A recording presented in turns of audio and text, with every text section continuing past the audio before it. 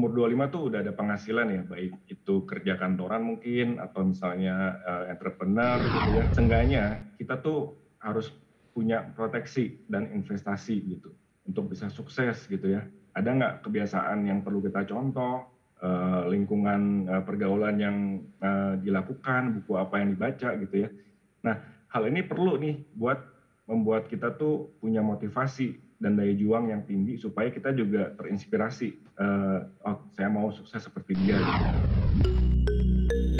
Selamat datang di Duit, podcast yang membahas seputar pengelolaan keuangan. Dalam setiap episode, saya akan berbincang dengan bintang tamu yang menarik dan juga para expert yang akan menjawab segala permasalahan finansial. Bersama saya Deris Kita, inilah Duit. Bala Duit, kalau misal aku nanya ke kamu, kira-kira di usia 25 tahun itu kamu sudah punya apa? Nah, pressure gak sih kalau ditanya kayak gitu? Karena kita di lingkungan itu biasa ditanya atau biasa dipatok di usia 25 tahun itu kita harus bisa matang secara karir atau bahkan berumah tangga juga. Nah, sempat ramai ya awal tahun di sosial media yang mengatakan bahwa di usia 25 tahun itu harusnya seseorang itu sudah punya tabungan minimal 100 juta rupiah. Atau sudah punya properti dengan cicilan yang sisanya tinggal 20%. Atau sudah punya gaji per bulan minimal 8 juta rupiah. Pressure banget ngedengernya, ya kan? Emang iya kalau misalnya kita belum punya semua itu di usia 25 tahun lalu kita dikatakan gagal. Nah, belum tentu Bala Duit. Hari ini bersama dengan narasumber dan juga bintang tamu pastinya di Duit kita akan ngobrol bagaimana cara mulus melewati 25 tahun dengan sukses. Tapi sebelumnya jangan lupa untuk like dulu video ini, subscribe YouTube channel Manulife Indonesia dan share video ini sebanyak-banyaknya. Yang udah aku dapet sih ya alhamdulillah ya udah bisa bekerja sesuai dengan jurusan yang ditempuh saat sekolah. Terus aku juga udah dengan hasil pendapatan bulanan yang diraih sudah bisa membeli kendaraan roda 4. Lalu aku sudah menikah dan sudah memiliki anak. Yang paling berharga sih kalau menurut aku justru yang intangible ya, kayak pelajaran dari kesalahan dan mentorship dari manajer aku. Cuma yang paling penting emang udah bisa nafkahi diri sendiri dari lulus kuliah, punya tabungan emergensi, dan investasi di beberapa tempat lainnya. Kalau pekerjaan sih alhamdulillah sekarang sih udah kerja ya. Tapi kalau misalkan hal-hal yang di luar dari kebutuhan primer mungkin yang belum. Tabungan nabung, tapi kalau untuk investasi atau asuransi sih belum. Udah merasa sangat bersyukur sih sama apa yang dipunya sekarang, walaupun mimpinya masih banyak banget yang pengen digapai. So, wish me luck. Sesuai banget, cuma ada beberapa hal sih yang belum didapat gitu. Kalau kayak pengen punya rumah, pengen S2 gitu, tapi itu belum bisa kesampaian. Tapi ada beberapa hal juga yang udah didapat. Kalau dulu tuh pengen banget menikah sebelum usia 25, jadi di usia 24 menikah, di usia 25 udah punya anak dan itu sudah tercapai. Terus bekerja sesuai dengan jurusan yang ditempuh saat sekolah itu juga sudah tercapai gitu. Masih belum sih, masih ada mimpi-mimpi atau yang dipikirkan yang belum tercapai. Mungkin waktu kecil, waktu masih sekolah, kepikirannya 25 udah punya ini. Oke, Bala Duit, hari ini seperti yang tadi sudah aku singgung, kita akan ngobrol tentang bagaimana cara kita bisa sukses di usia 25 tahun. Apakah Bala Duit sudah lewat dari usia itu? Kalau aku sudah. Maka dari itu aku akan nanya sama bintang tamu yang sudah hadir di studio bersama dengan aku, Yuda Keling. Halo Kak Dea. Dari usia sih nampaknya lewat 25 ya? Dari usia dan dari wajah sih ya, lewat banget ya. Nanti kita ngobrol-ngobrol ya Yud ya. Siap. Dan Bala Duit tentunya ada pakar dari Manulife Indonesia, Mas Henry Widakdo, Head of Brand Marketing Campaign and Digital Manulife Indonesia. Mas Henry, apa kabar? Baik, halo Mbak Dea, apa kabar? Halo Mas Yuda. Kita ngobrol lagi ya Mas hari ini seputar bagaimana kita bisa sukses di usia 25 tahun. Atau bahkan kalau bisa sih lebih Siap. awal gitu ya. Siap. Bala Duit, tadi kita udah menyaksikan video-video terkait dengan opini-opini tentang orang bagaimana sih rasanya di usia 25 tahun itu. Nah, aku mau nanya ke Yuda. Iya. Yud, usia 25 tahun, which is berarti beberapa tahun yang lalu tuh? 2 tahun yang lalu. 20, berapa tahun? 2 tahun kok, 20 tahun yang lalu. Nggak setua itu loh gua, Kak. Oh iya. 2 tahun yang lalu. Itu kira-kira bisa digambarkan nggak Yuda Keling usia 25 tahun, 2 tahun yang lalu itu tuh seperti apa? Ini digambarinya secara apanya Mbak? Kalau secara muka nggak ada bedanya sih. Oh nggak ada ya? Nggak ada bedanya. Secara keadaan finansial kali ya? Keadaan finansial. Yang gue inget ya Mbak, di umur 25 itu gue sih cukup ngerasain apa yang namanya quarter life crisis itu. Karena di umur 25 itu gue membiayain adik gue untuk kuliah. Adik yang kedua. Jadi membiayai 2 adik buat kuliah. Nah itu gue jujur kayak waktu itu ngerasa nggak siap, kayak kok gue harus menanggung beban ini ya gitu. Jadi pas di usia 25 itu karena gue kepikiran itu terus, temen tuh nyaranin buat ya udah lu banyakin kegiatan biar fokusnya teralihkan gitu. Dan alhamdulillah fokusnya tetap tidak teralihkan sih ya Mbak. Tetap kepikiran. Iya, karena bayaran semester mau nggak dipikirin tetap dibayar ya. Iya betul. Gitu sih. Oke, berarti di usia 25 tahun kemarin sudah sempat mengalami berbagai pressure lah ya. Iya lumayan. Ada tanggungan-tanggungan yang harus dibayarkan. Tapi kalau kita ngomongin tentang ekspektasi, tadi di awal kan sudah aku singgung ya, kayaknya orang-orang tuh gampang banget bikin target kayak 25 tuh harus udah punya rumah, harus udah punya mobil, harus gajinya minimal 8 juta. Yuda sendiri sebenarnya punya ekspektasi itu gak sih di usia 25? Kalau ekspektasi dari kecilnya sih nggak ada sama sekali, karena gue ada di posisi sekarang tuh jauh dibanding yang gue mimpin gitu loh. Kayak misal gue kan dari keluarga yang dibilang kaya enggak, dibilang miskin banget gitu loh.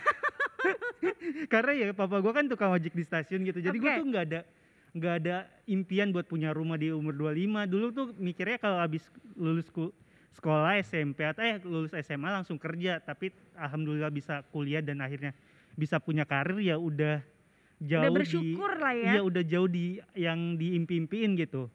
Ya jadi ekspektasinya kalau dari kecil sih nggak ada kayak pengen punya rumah, nggak kayak gitu sih.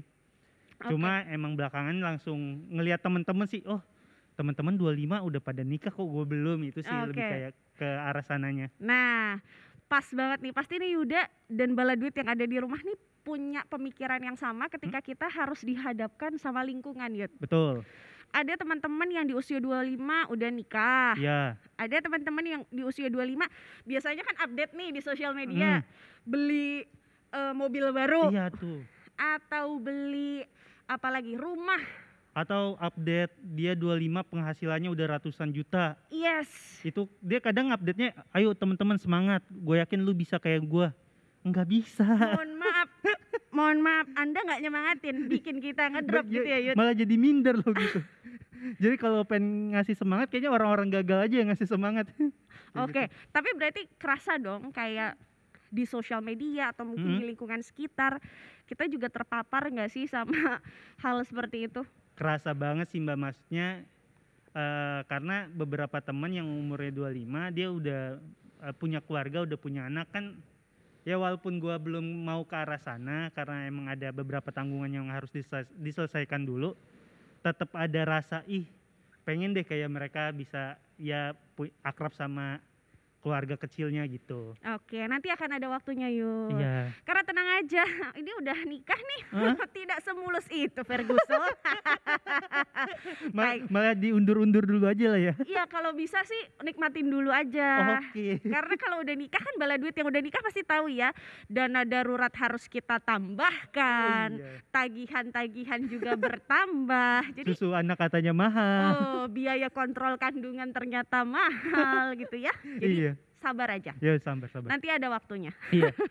Kata teman juga Pampers mahal banget Mbak. Mana Pampers nggak bisa dipakai ulang kan? Iya, makanya ya Tuhan. Ya gitu ya faktanya. Mungkin kalau di bahasa Jawa tuh wang sinawang. Wang sinawang. Yang kelihatan di media sosial enak tuh belum tentu, pada kenyataannya tuh enak gitu. Nah, Baladuit tahu gak sih kenapa orang-orang di usia 25 tuh terkesan kayak lagi galau-galaunya kehidupan? Karena ada fakta menarik nih. WHO itu tuh bilang bahwa orang di usia 12 sampai 24 tahun itu masih kategorinya remaja. Jadi 25 itu baru ke dewasa. Maka dari itu kita lagi galau-galaunya nih.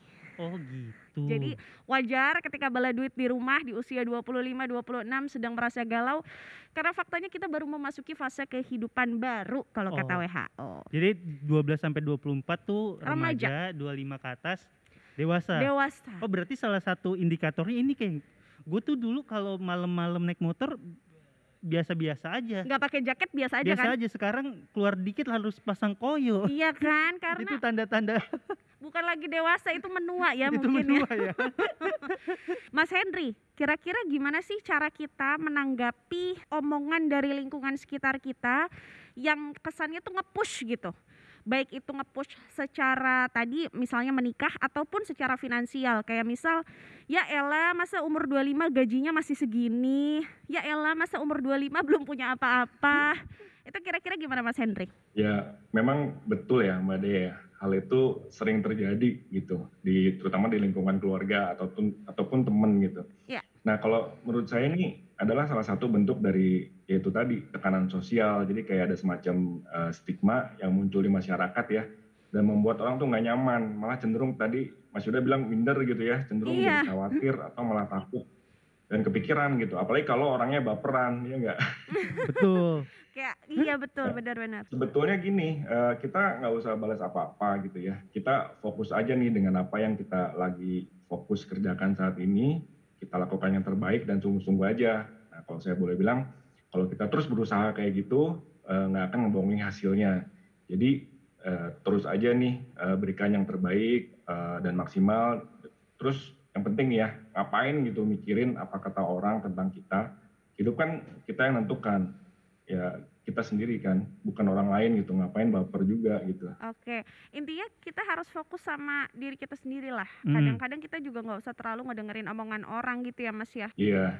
Nah idealnya, kalau secara ideal nih, secara finansial gitu, di usia 25 tahun tuh harusnya punya apa sih Mas Henry? Oke, kalau kita lihat nih ya, umur 25 nih kalau ditanya seperti itu, biasanya kan umur 25 tuh udah ada penghasilan ya, baik itu kerja kantoran mungkin, atau misalnya entrepreneur gitu ya. Seenggaknya kita tuh harus punya proteksi dan investasi gitu. Kenapa? Karena buat apa kalau kita punya penghasilan lumayan, semua kebutuhan terpenuhi dan kita bisa kesana kesini gitu ya, tapi kita belum punya proteksi, kan sayang gitu kalau terjadi misalnya risiko, terus kita juga terpaksa ngabisin penghasilan yang kita udah kumpulkan dengan susah, tabungan, atau bahkan ekstrimnya nih, kita kehilangan penghasilan gitu. Ya. Karena sekarang ya usia bukan lagi jaminan kalau orang itu sehat dan bebas dari resiko. Bener banget sih, sekarang usia bukan lagi jaminan kita itu bebas dari resiko. Karena akhir-akhir ini banyak banget teman-temanku yang harus berpulang di usia yang sebenarnya masih sangat produktif karena sakit. Jadi benar, untuk Baladuit walaupun mungkin usianya 25 atau bahkan belum 25, selagi misalnya sudah bisa menghasilkan penghasilan bulanan rutin, jangan lupa disisihkan untuk proteksi dan juga investasi. Karena umur nggak ada yang tahu. Betul. Ya Yud, mungkin setelah ini Yuda mau duluan? Maksudnya duluan keluar dari ruangan. Langsung deg-degan loh gue. Enggak dong, kita insya Allah sehat selalu. Amin, amin. Mas Henry sehat, aku sehat, Yuda sehat, semua yang ada di sini sehat. Tapi ya paling penting walaupun sekarang lagi sehat bukan berarti bikin proteksinya itu pas lagi sakit. Benar. Karena kalau udah lagi sakit jatuhnya terlambat. Nggak ada proteksi juga yang mau nerima gitu ya. Nah buat Baladuit, jangan berkecil hati. Semua orang punya waktunya masing-masing. Semua orang punya timingnya masing-masing. Tapi yang terpenting adalah ketika kita sudah mempunyai penghasilan bulanan yang rutin, jangan lupa disisihkan untuk proteksi dan juga investasi.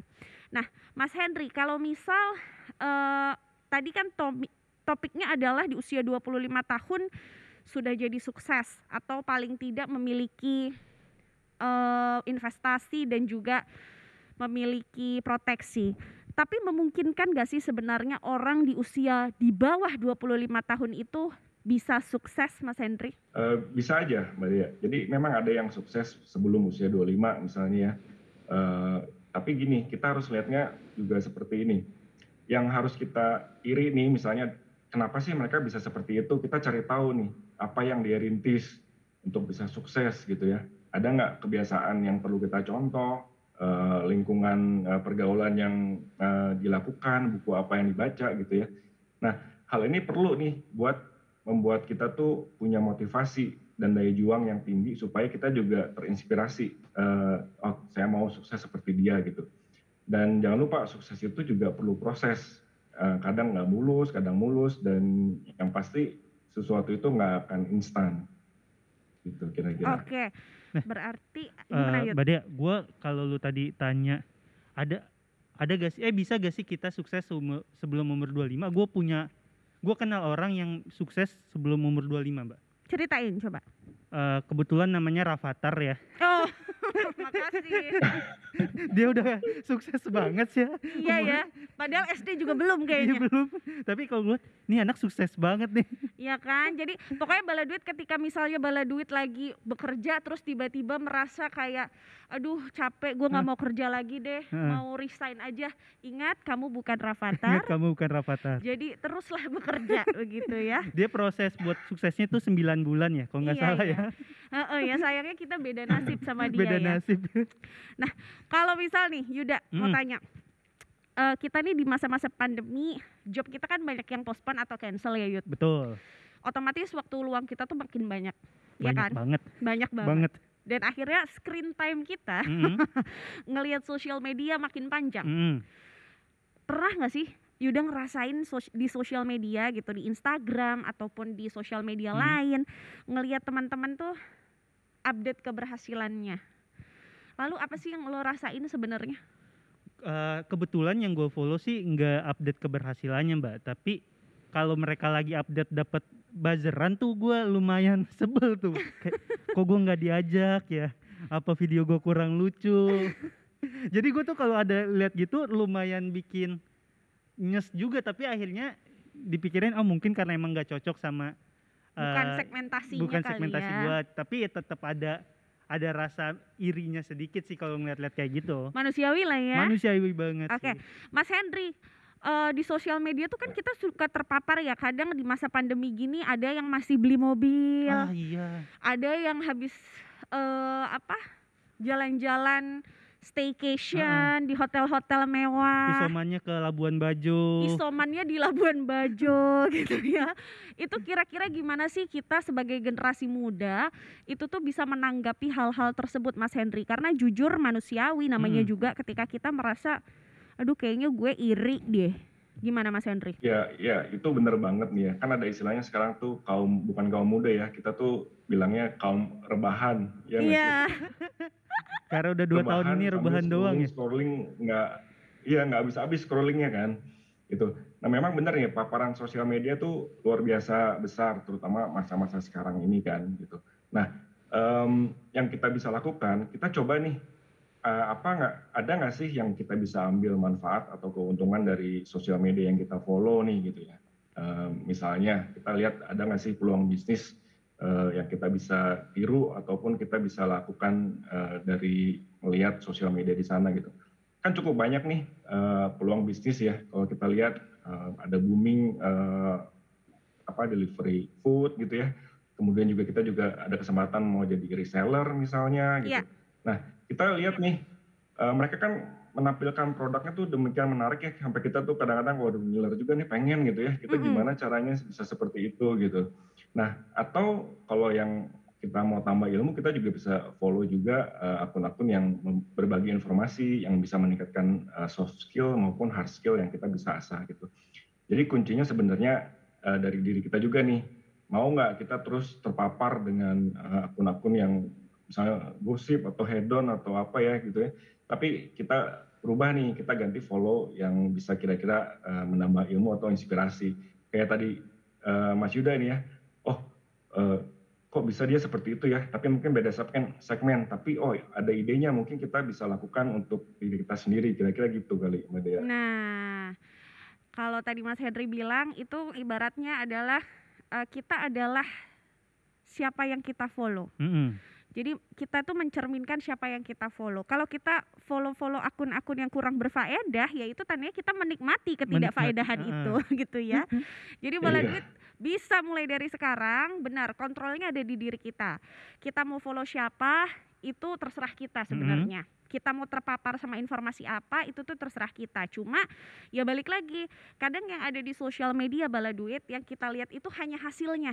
Di balik itu prosesnya itu panjang banget, dan itulah yang harus kita pelajari terus-menerus supaya kita bisa sejajar atau bahkan lebih dari orang yang kita iriin itu. Betul juga. Ya betul, kan? Nah Bala Duit, di video selanjutnya kita akan bahas bagaimana caranya di usia 25 tahun atau bahkan sebelumnya kita bisa merdeka secara finansial. Nah, sebelum Bala Duit nonton video sebelumnya, jangan lupa ya, video ini di like dulu, di share, subscribe YouTube channel Manulife Indonesia, dan kunjungi website Manulife Indonesia juga. Mau beli apa, nggak nunggu diskonan. Oke. Ya, jadi kalau misal ke restoran, yang dilihat tuh menunya, bukan gambarnya. Gambarnya. Oke, bukan harganya. Bukan harganya. Kalau saya pinjam dari Robert Kiyosaki ya, pengarang buku bestseller itu, menurutnya kemerdekaan finansial itu malah bukan kaya atau punya harta berlimpah ala sultan gitu ya. Kebebasan finansial itu hanya bisa dicapai sama orang-orang yang mau belajar, bekerja untuk mencapai kesuksesan di finansial gitu. Dipersembahkan oleh